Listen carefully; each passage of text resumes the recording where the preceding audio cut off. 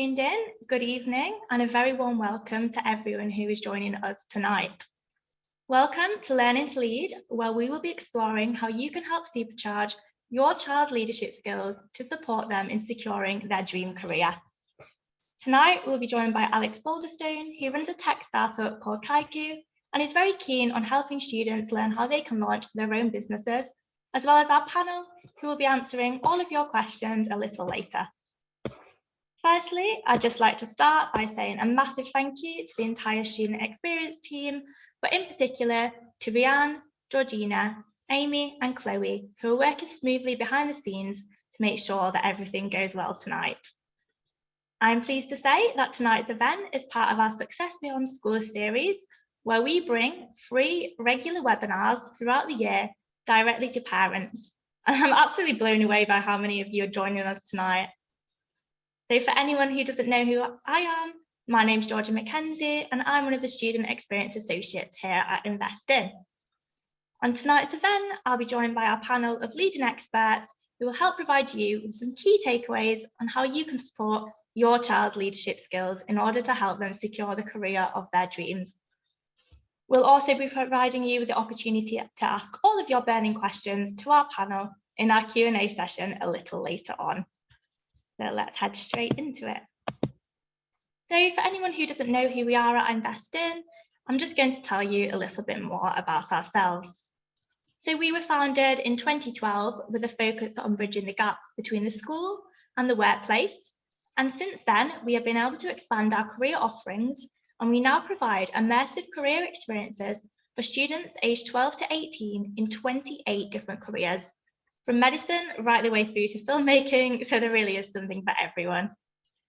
Our goal is to help students to choose their future with confidence and fully maximise their potential. And on our programmes, we provide students with the knowledge, the experience, the advantage, and also the network so that they are well equipped to take the next steps in the journey towards the career of their dreams.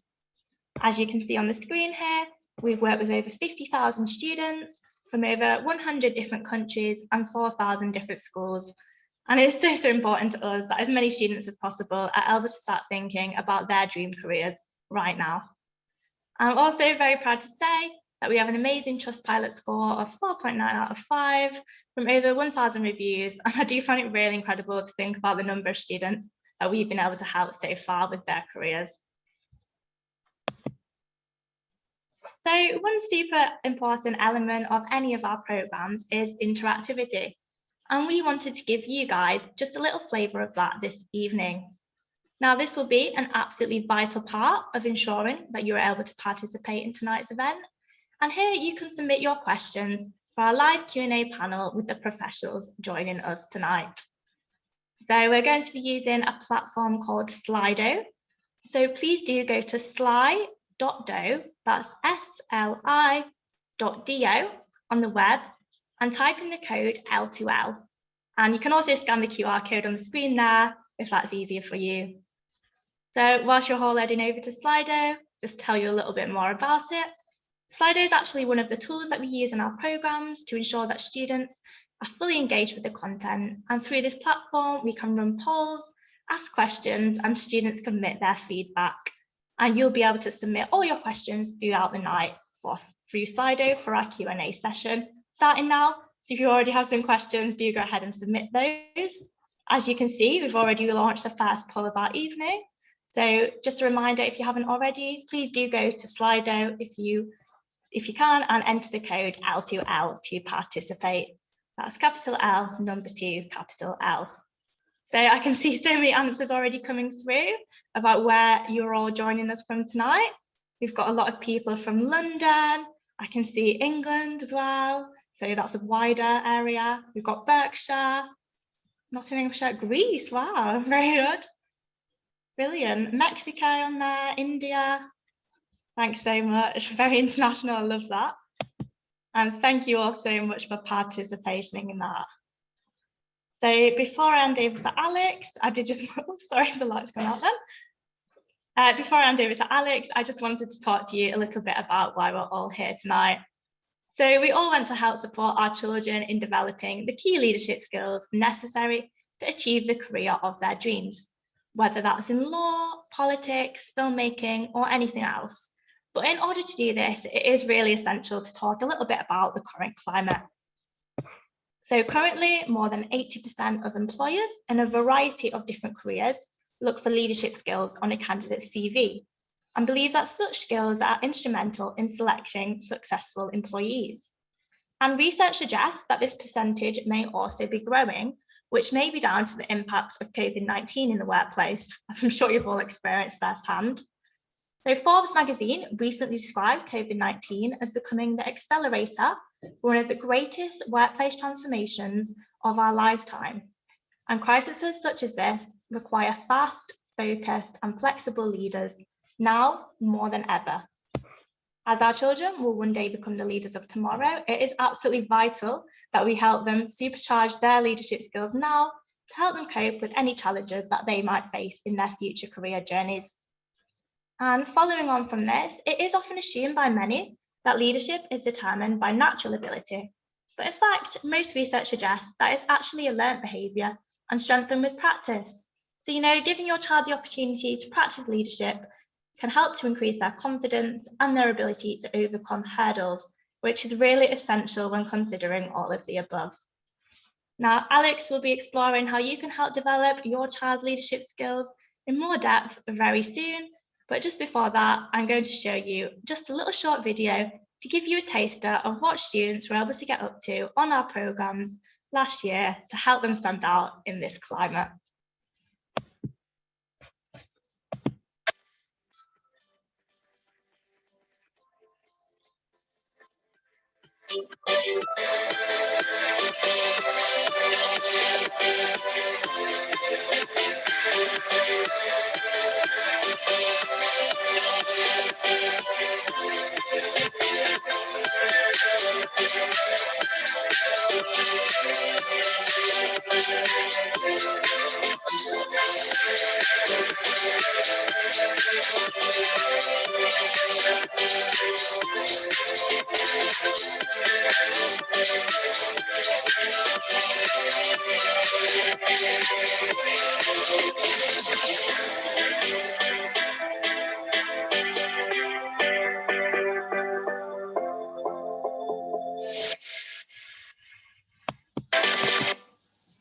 Oh, I really do love that video, it's so cool. And I think it is such a good insight into the sorts of things that our students get up to.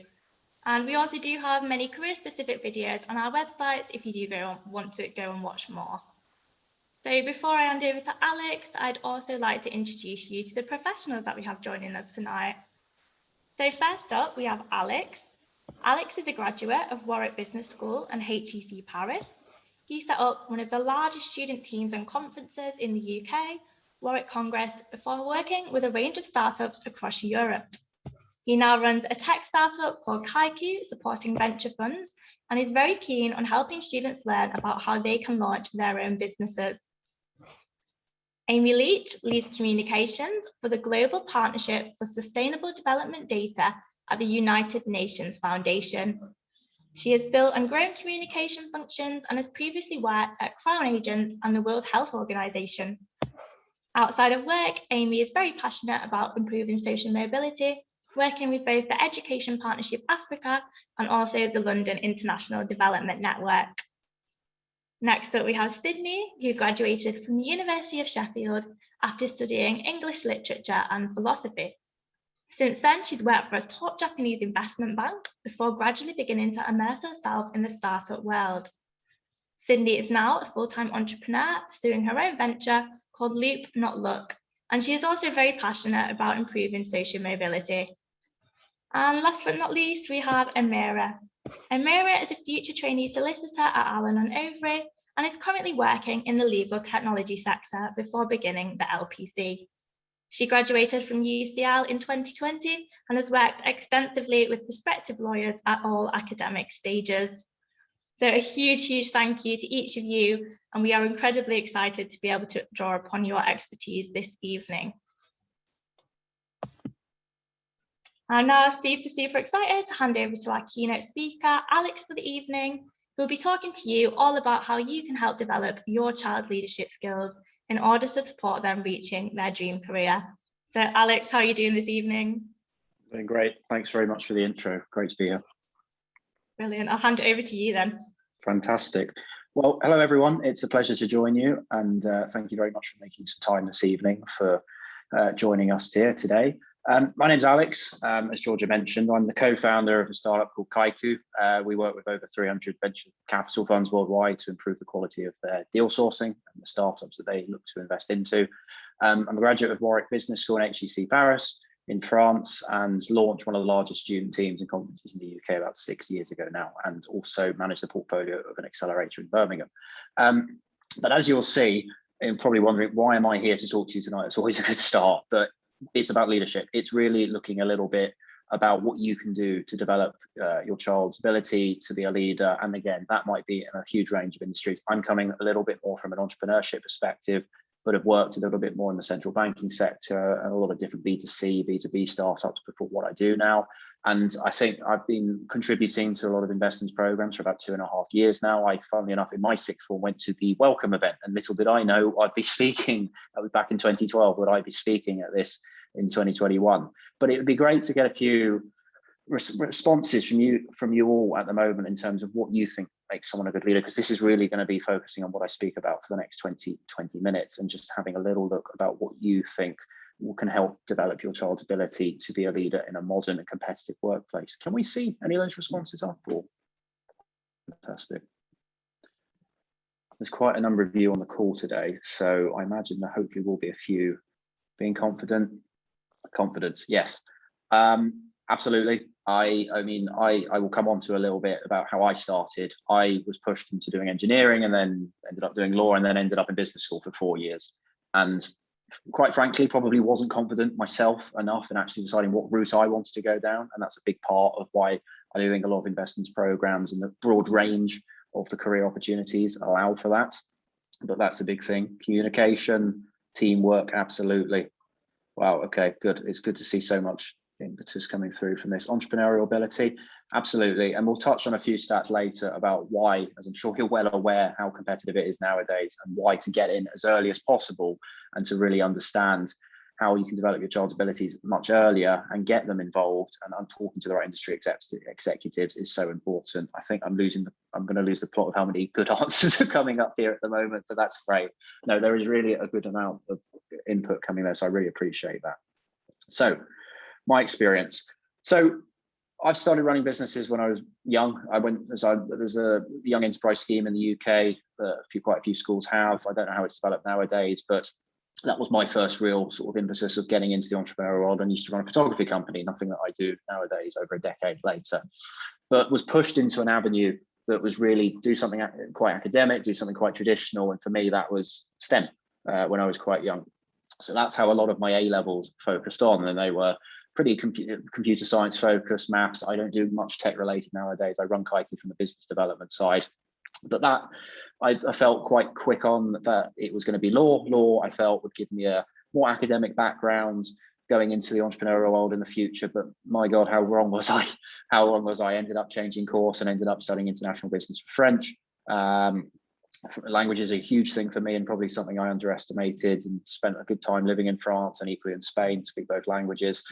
And quite soon after changing degree, I was sitting at Warwick and looking at the context of what worked there, and Warwick's very strong in social sciences, and thought there wasn't a conference, there wasn't a forum per se that allowed for current affairs to be looked at in multiple perspectives. So we set up what became the first interdisciplinary conference in the UK.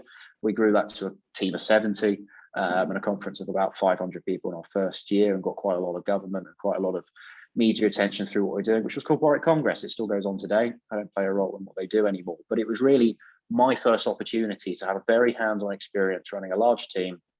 To date, I've probably recruited per se through university and through what I do now over 200 people, and given me a lot of, I suppose you could say, impetus to look overseas and to really understand how that comes through.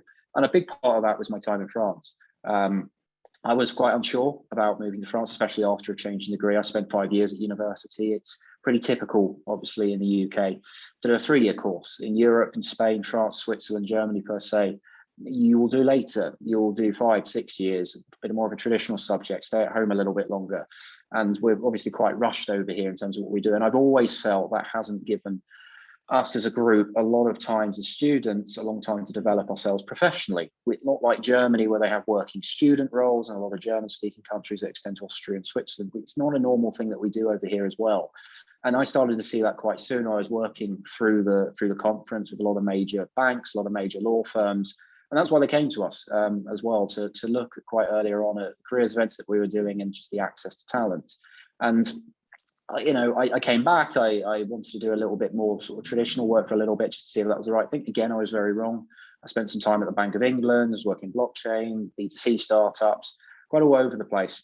That really evolved into what I do now at Kaiku. Kaiku was set up about 2.5 years ago, more as a community-based platform. We joined the Google for Startups program in London, and last year got backed by one of Europe's largest B2B investors, Startup Wise guys, and we've really just been focusing from there and focusing on the trends, remote deal flow, remote investment, borderless investment that we have seen through the COVID pandemic.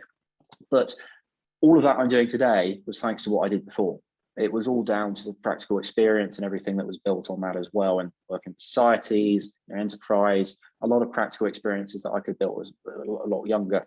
But again, I always ask myself, I'm sure I could have done that a lot younger and focused myself on entrepreneurship as an industry a lot earlier than I do today. So just moving on a wee bit, what is leadership? Well, I'm sure everyone has their own definition of this. If you're going to take a textbook one, it's the ability of an individual or a group of individuals to influence and guide followers or other members of an organization. Now, you may be looking at a university, college, apprenticeship, you may not be looking at any of them, but I'm sure everyone here is obviously here for a reason. It's obviously to develop their child's ability to be in the best position possible and to develop their talents, their skills and everything per se in that group. And I'm a really big advocate of believing anyone can do this as soon as possible. I could have done this a lot earlier. I've got a huge amount myself to learn, but running, a company at the age of 15 for a group of 10, and then really, moving around lots of the UK, just throwing myself into that was a big part of why I do what I do today. And I'm sure I could have done that a little bit earlier. I mean, again, it's the balance of trust and everything that comes through that, but the best ability to be able to understand that and push your child's abilities into having some responsibility, having this, the school societies and everything from that is a big thing of what I believe in today. And we can really break this down, I think, into a few different leadership types, because we all have different skills. We've got a huge amount that all of our children, me included, can improve in terms of what's going through. But why? Initiative is probably one of the biggest things through this as well.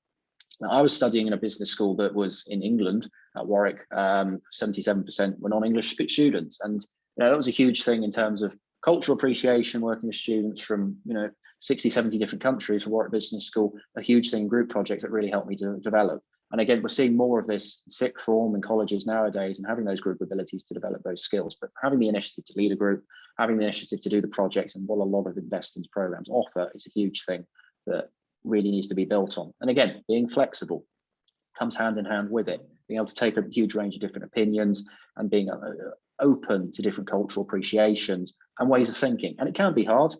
And again, this is the whole point of starting this as early as possible. Empathy, huge thing that I think a lot of people don't appreciate and don't develop as early as possible, but the appreciation to be able to develop an empathetic working relationship with different people, if they're strong in one area or not in the other, and being able to balance that off is also very critical today. And again, the last one that I think is definitely worth here is the critical analysis. One thing I definitely don't do enough is read.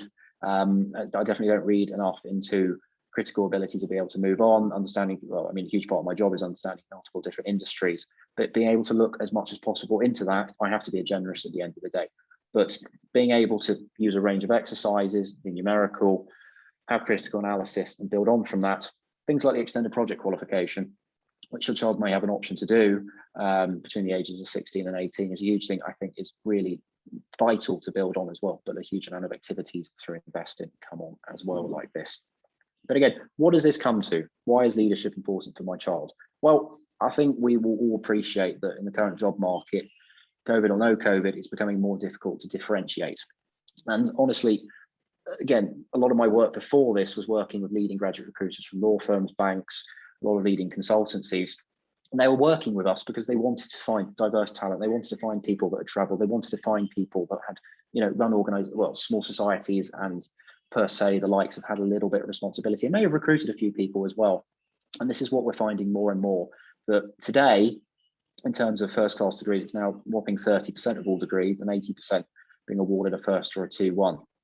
Now, if you speak another language, you obviously don't have to, or if you've had a little bit of responsibility going on, to start this as early as possible. Things like having investing on your child's CV, on a resume, or an application are really critical. Now, I say that because I remember at the age of 17, when I was just going into sixth form, I did a scheme with RBS, Adam Company and Coots, their private banking arm. And a part of that was there are much more now today than there was back in 2014, 2013, if I'm thinking back.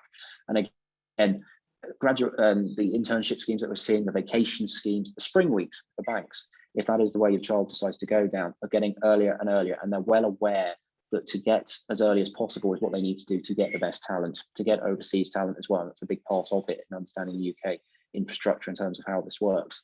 And 1 in 5 graduates are not workplace ready. So we go back to cultural empathy, we go back to critical analysis. A lot of them are not there. And obviously you want your child to be able to have an indication of what the workplace culture is. Can they do a few of these tests beforehand? But above all, can they speak to industry executives who can get them a little bit of an opinion as early as possible on what they're doing and what they can apprehend? And now if they have that, they're quite a few steps ahead of all of the other talent in the crowd.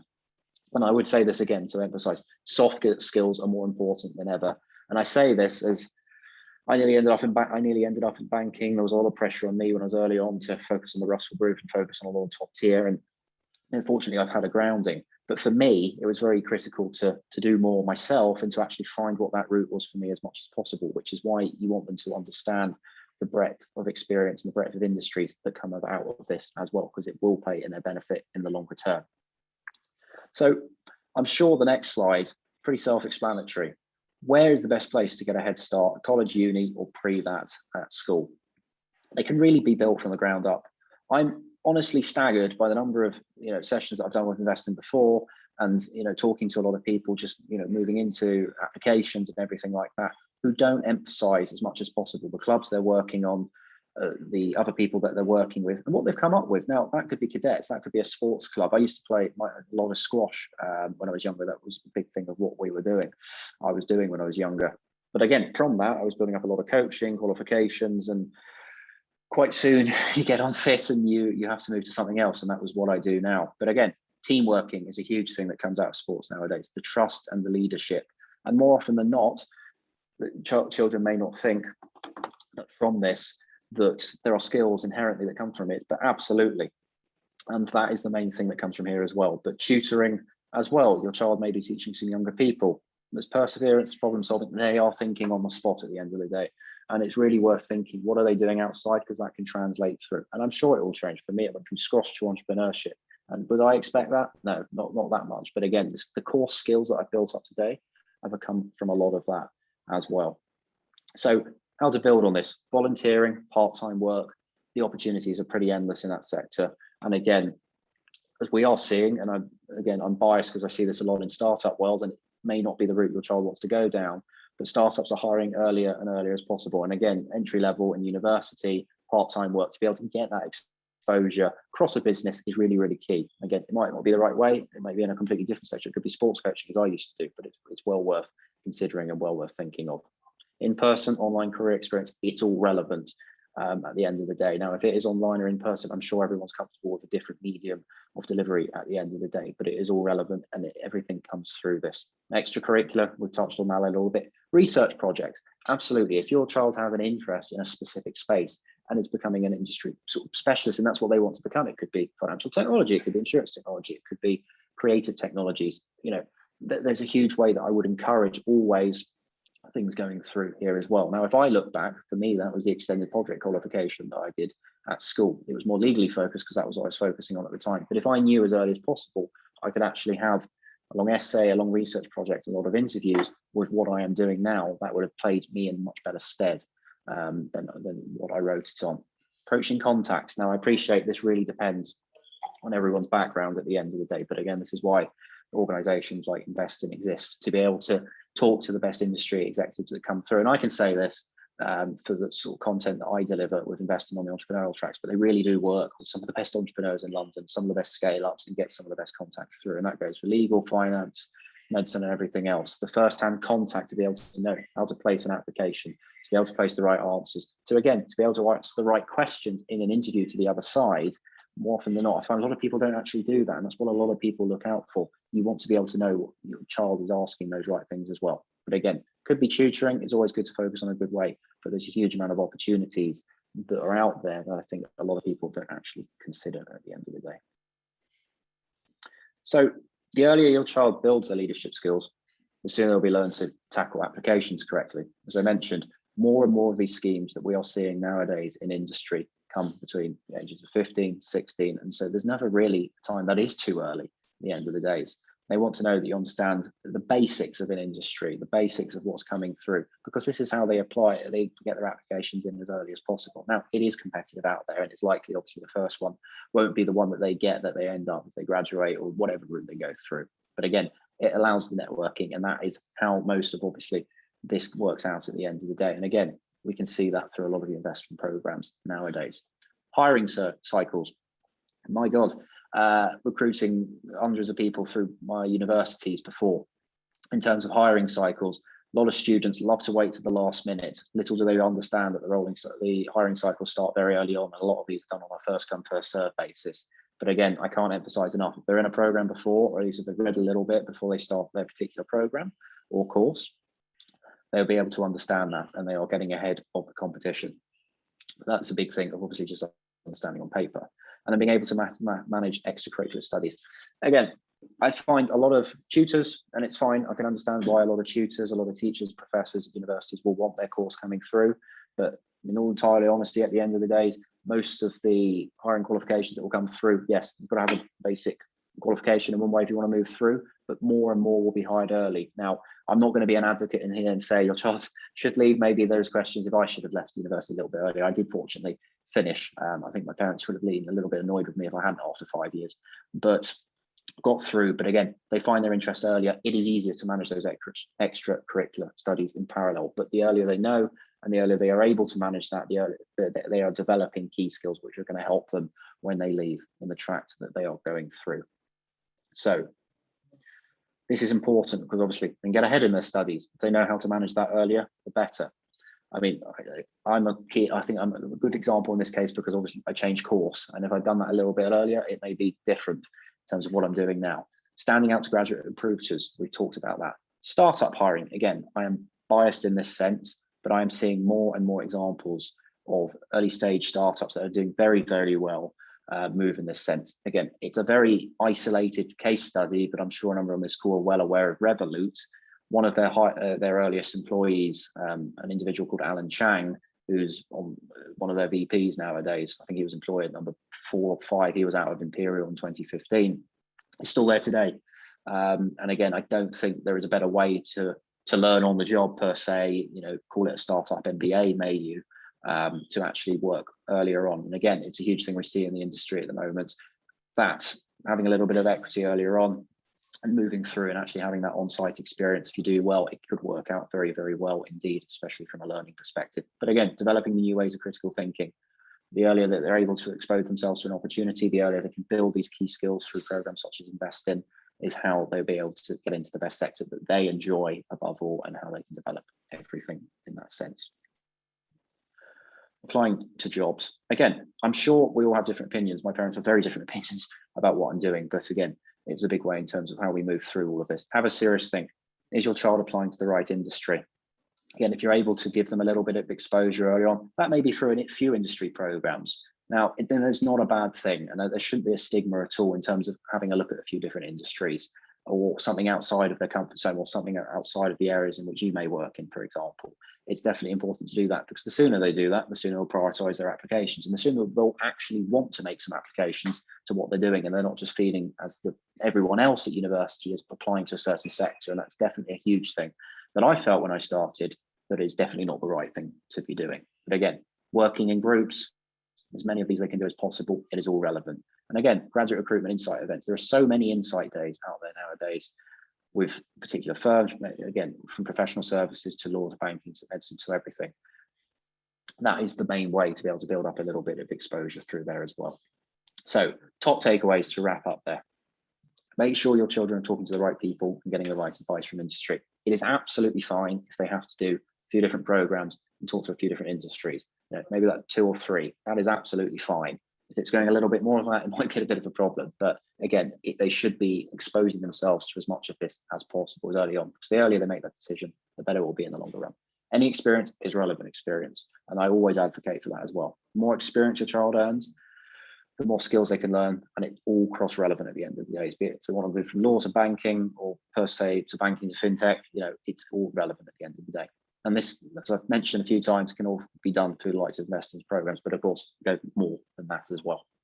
Again, this is only to give you a little bit of a flavour of the reasons in terms of moving through, and hopefully there's been a little bit you can take away from here as well. I know this recording will be shared afterwards, so please do have a think. Always very happy to engage and talk about everyone, but I do think it's great that you're here, and thank you very much. Thank you so much, Alex. That was super interesting. I know I was definitely taking notes there, and there was so much to learn.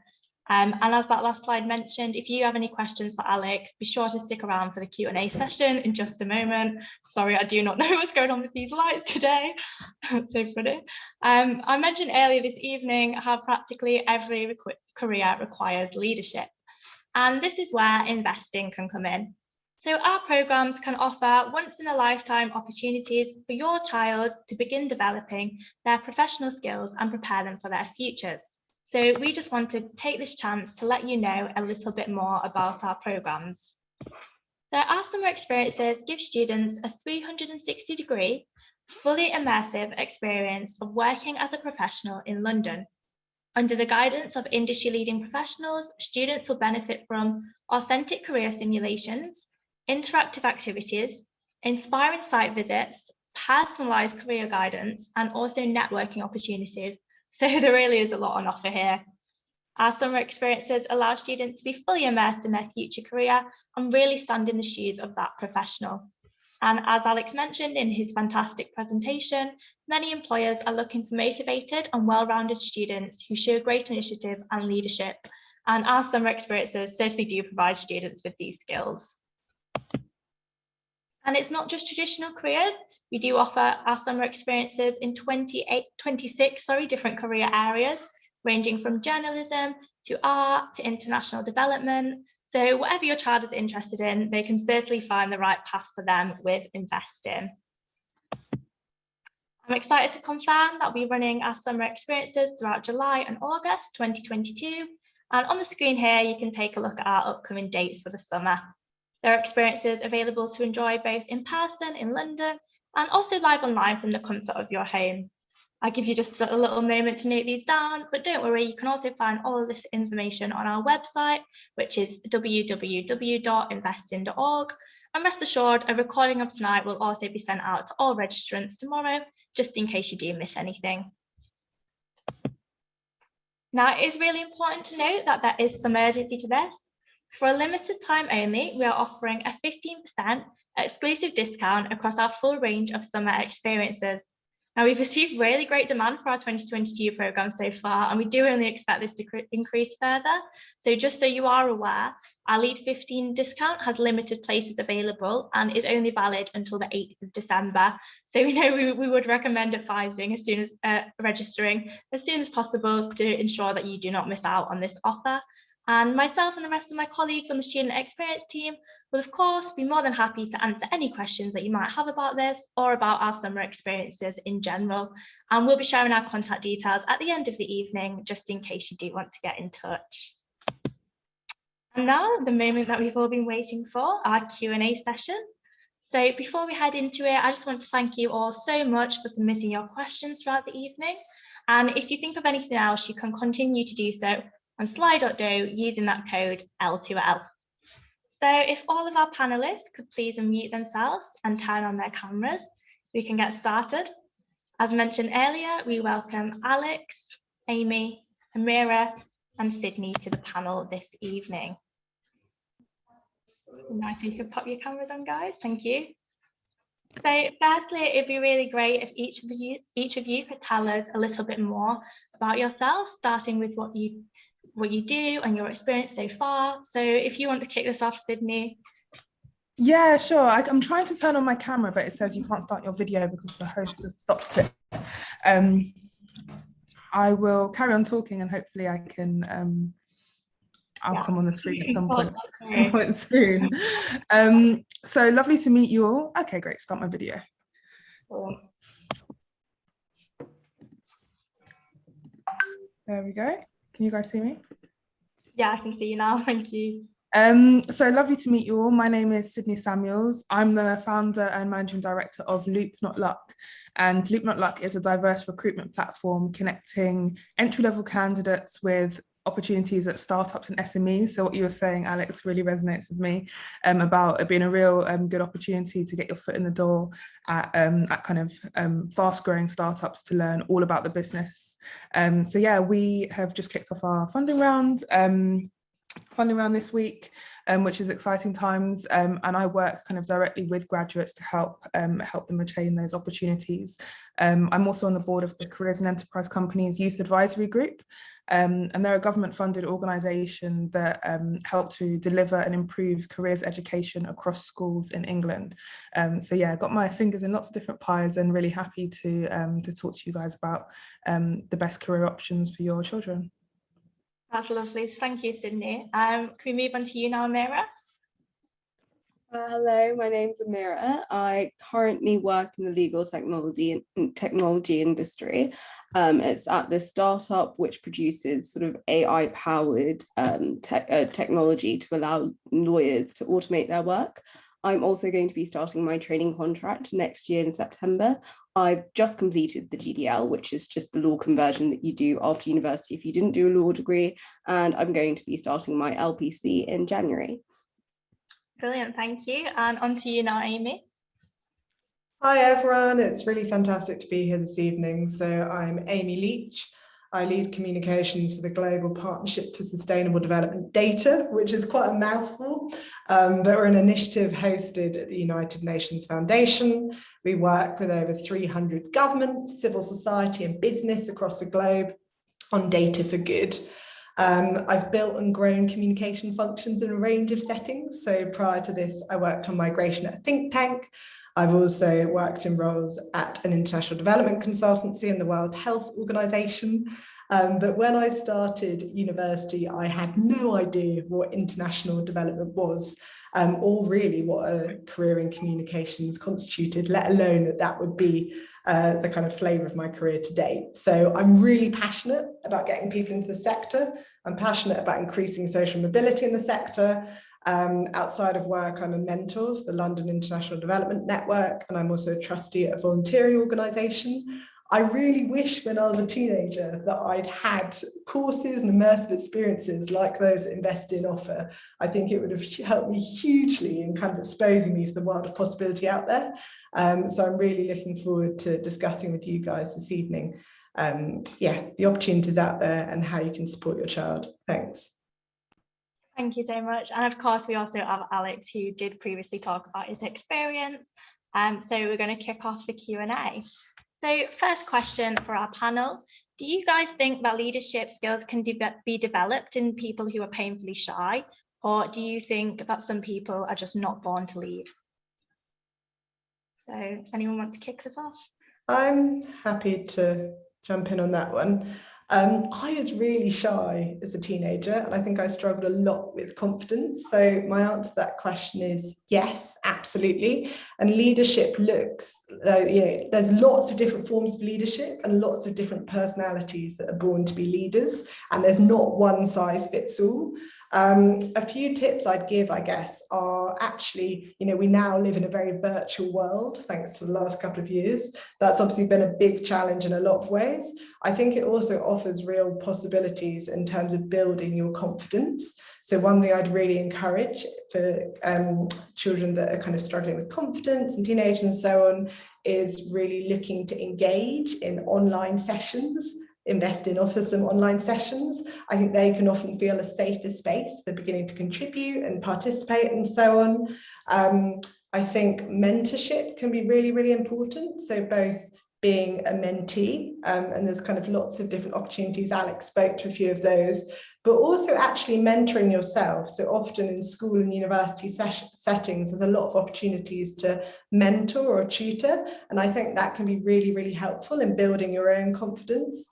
And then finally, I guess just the really important role of parents in really just reiterating the skills and talents that each person has. And so really kind of encouraging teenagers to reflect and actively reflect on their kind of special talents and their special qualities that make them to really build their confidence. Thanks. Yeah, definitely. That's such a brilliant answer. I agree with all of that. Does any other of our panel members have anything to add? Yeah, that was an amazing comprehensive answer, Amy.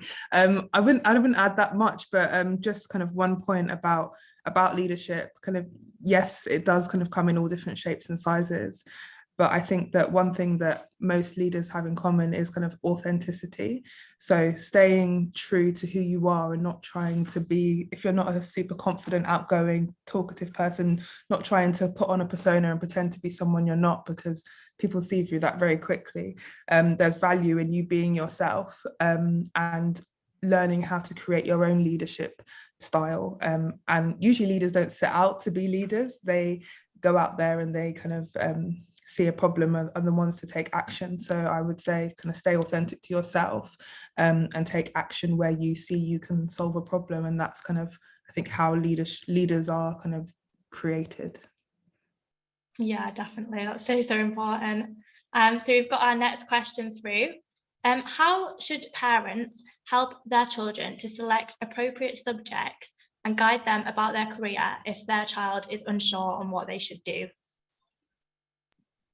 I'm happy to answer this one. So I definitely remember struggling when I was at sort of A level and also even at GCSE, sort of deciding what subjects to choose and what to study. So I think what I wish I'd sort of done is sort of sit down, take a moment to make a list of the things that I'm interested in.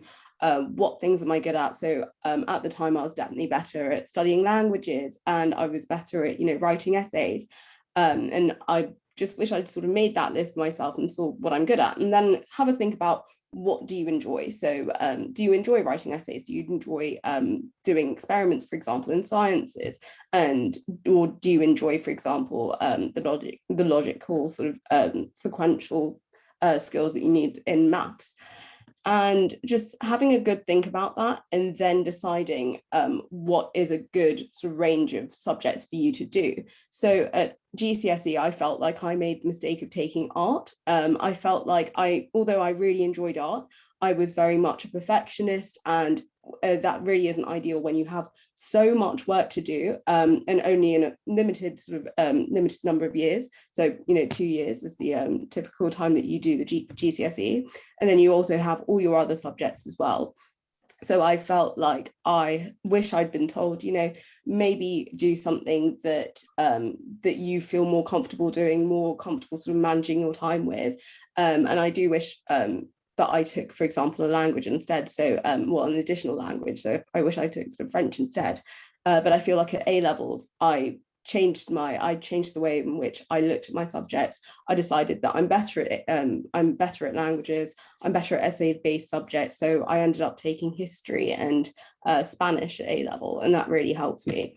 And taking that thinking forwards onto degree level as well will really help you. So thinking about what you're good at and ultimately what you enjoy. Yeah, brilliant answer. I think it's definitely important to consider what subjects you enjoy.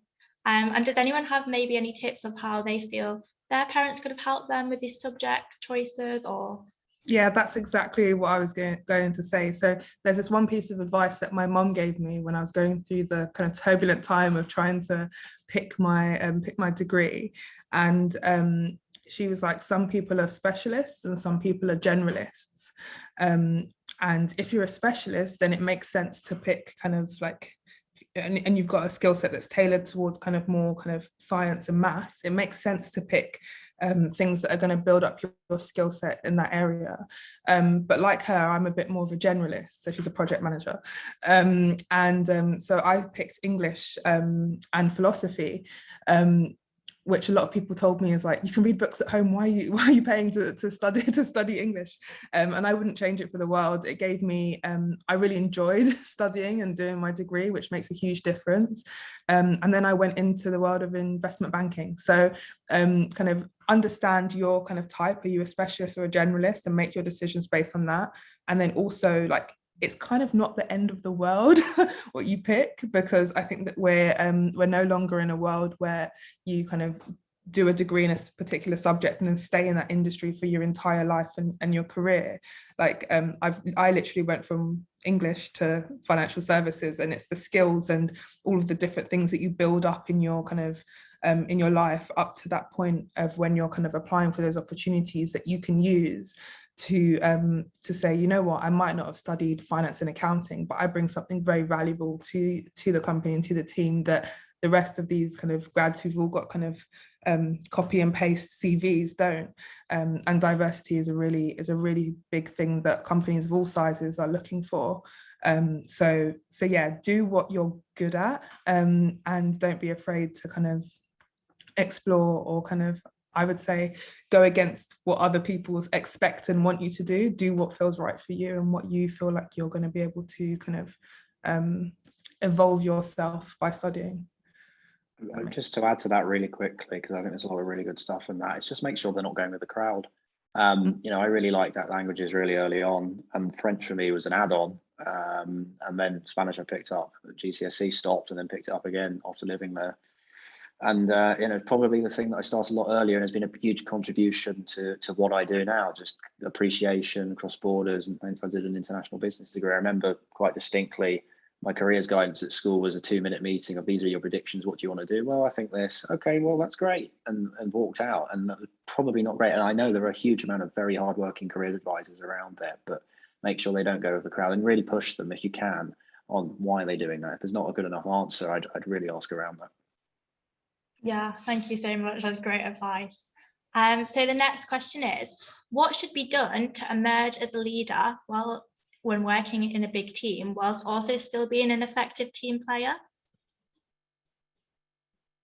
I can share a few thoughts on that. I mean, I think, you know, a lot of the core skills to good leadership is about team playing, right? It's about listening, it's about collaboration, it's about actually understanding other people's working styles, perspectives, and really then adapting to that.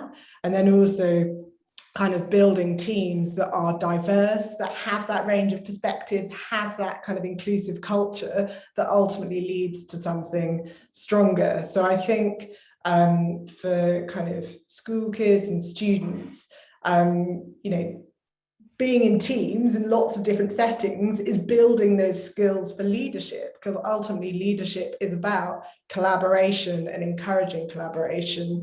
And I think also that point around the kind of diversity of experiences, of perspectives and so on is so critical. So again, really instilling that as a principle in your child and in others is so important in terms of them going on to play leadership roles that are building organisations and cultures that are inclusive, that are effective, and that kind of reflect the society we want to live in. Yeah, definitely. That's such a great answer. So to move on to the next question, you spoke about this a bit in your presentation, Alex, but what sort of clubs or experiences would you recommend for someone to help develop their leadership skills while still in school? I'm a bit biased because I did the Young Enterprise Scheme. There was one particular individual at the school I was who's probably responsible for what I do now in a very good way. But that, you know, I remember at the time when we were finishing that off, you were in a group of 10 or whatever, and then it was all everyone stopping, we're going to focus on studies, and I get that, but we did it another 2 years. And that was probably the biggest thing that I learned even more through the rest of my sixth form, what comes through. But for me, it was through sport. That was a huge thing for me, just in terms of team building a team out, managing matches, getting coaching qualifications and everything like that. Now, I appreciate not everyone may do that.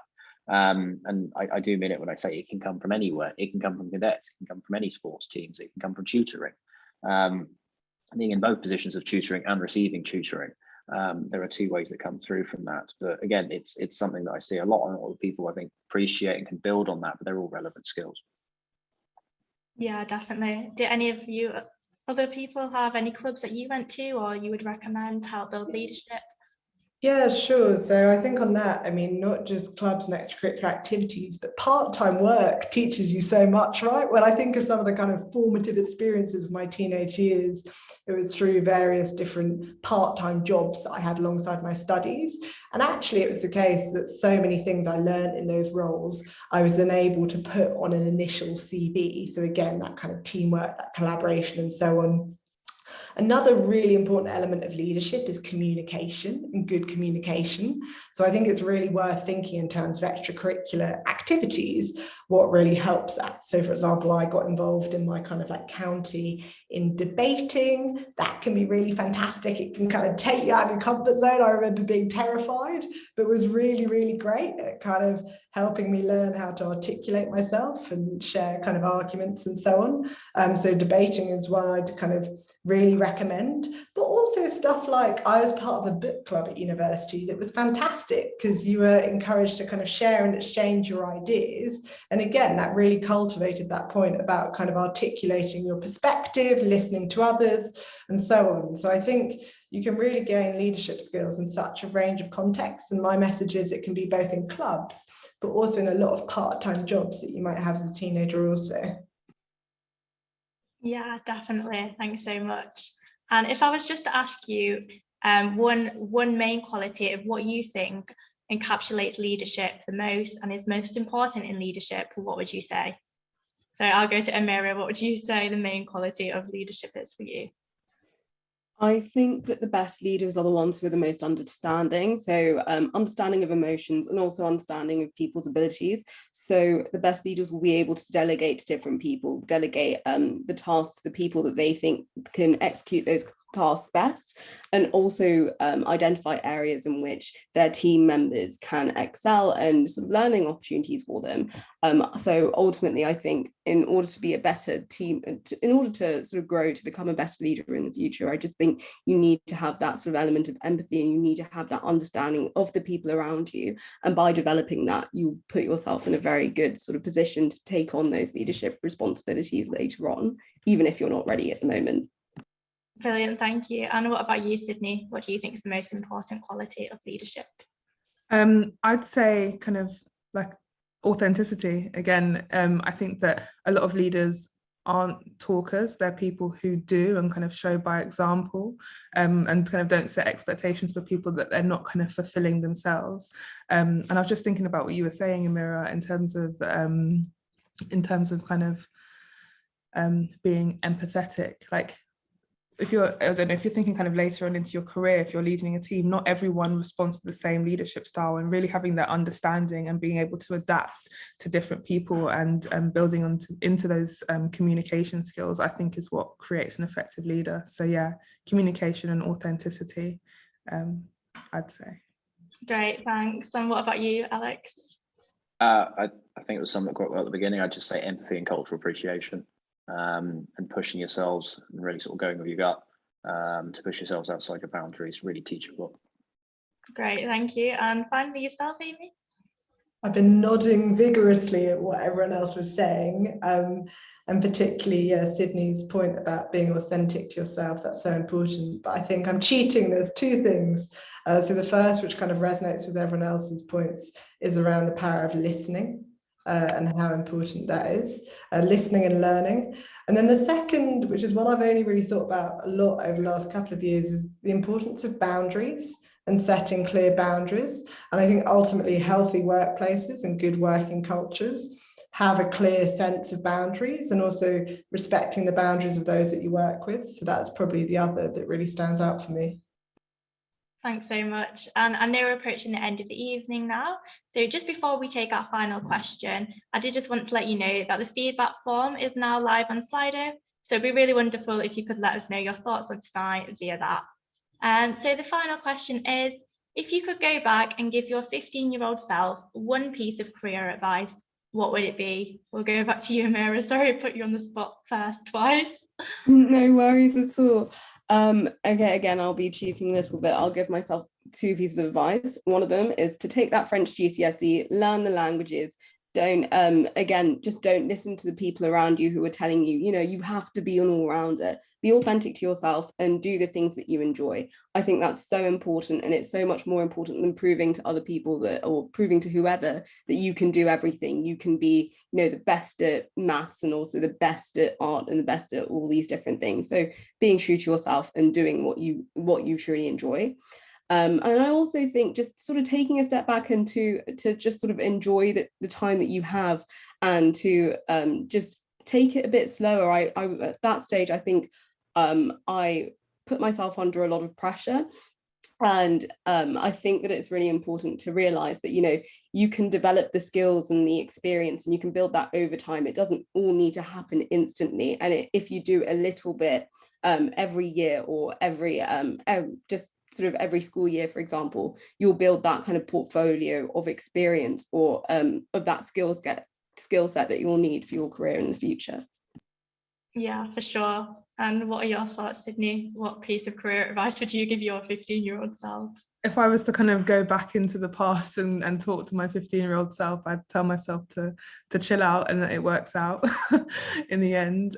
So kind of echoing what you're saying in terms of like the stress and the kind of pressure that you kind of put on yourself as a young person when you are given the question of what do you want to be when you grow up, and you're like, I have no idea. It all works out, and who would have known kind of 10 years ago that the world would look like how it looks like now. There's only so much preparation you can do. And the second piece of advice, I know everyone's doing two now, so I'm going to do two, is to take advantage of as many opportunities. Say yes to everything, because knowing what you don't like is just as important as knowing what you do like. So I did that, but I kind of echo it again and say yes to as many things as possible, just so that you can get a taste of it and make as informed a decision as possible with the information that you have. Thank you so much. That's brilliant advice. What about you, Alex? Go with your gut, which I'm sure I said already. You know, Alex, you need to study law was not the answer. I know, half of lawyers don't study law. A lot of very good friends who are lawyers didn't study law. Just go with your gut and go with your interest. Again, I've said that languages was a huge thing of what I should have done earlier, and it resonated, especially in the last 5 years. But don't go with what you're being told you think's the right thing. Thanks, great. And finally, to yourself, Amy, what piece of advice would you give yourself? I wish I could demystify networking, because my terror of networking as an idea extended into my early 20s, whereas actually it's just chatting to people and organisations about what they're interested in and what they're passionate about. And that is so, so helpful for giving you greater clarity on what you want to do. So it's not some big scary thing. It's just a matter of figuring out how to reach out to people, have those conversations. And yeah, to also cheat and give my second piece of advice, that like doing more networking, speaking to people would have given me the kind of belief and the imagination to step outside the boundaries of what I knew. Because I ended up doing a degree course and then swapping after a month, because I actually had no idea that the course I ended up doing had existed. But if I'd known that you could do degrees that weren't actually one of your A-levels, that would have helped a huge amount. So yeah, networking isn't scary, and it can be really helpful. And believe in yourself and stepping outside of the realms of what you know. Yeah, brilliant. I wish I'd have known all of that when I was 15. So that's just about all we have time for. Thank you once again for submitting all of your questions this evening, and thank you to our fantastic panel for sharing your insights. That was so, so helpful. If you would like to find out any more about investing or about our upcoming opportunities for students, please do not hesitate to get in touch with us. You'll be able to explore our full range of programmes in further detail on our website, which is www.investing.org. And please do also send us over any questions over to info@investing.org, or you can reach me directly at georgia@investing.org, and I'll be very happy to answer any questions that you might have. I did just also want to note that if you do want to keep the discussion going with other parents and find more useful resources for enhancing your child's leadership skills, please do join our LinkedIn group. This is Investing Community Parent Group. And within this hub, you'll be able to engage with a community of like-minded individuals, share and receive insights into future career opportunities, and network with knowledgeable individuals who hope to support their child's career progression. So please do go check that out if you're interested. It is a really useful group. And finally, to end tonight's event, we are really excited to announce that our next parent event is all about building a future in finance. This will be taking place next week on the 1st of December from 7 to 8 p.m. GMT, and we really do hope to see you all there. So once again, thank you all so much for joining us this evening. It's been such a great opportunity to explore how you can supercharge your child's leadership skills and receive such insightful knowledge from our incredible panelists. And before you head off, just a little reminder, please do go fill out that feedback form on Slido, as this will just ensure that we are able to keep bringing you these free regular parent events throughout the year. And we can also see if you've got any requests for some future events. So I hope you have a great rest of your evening. Take care and good night.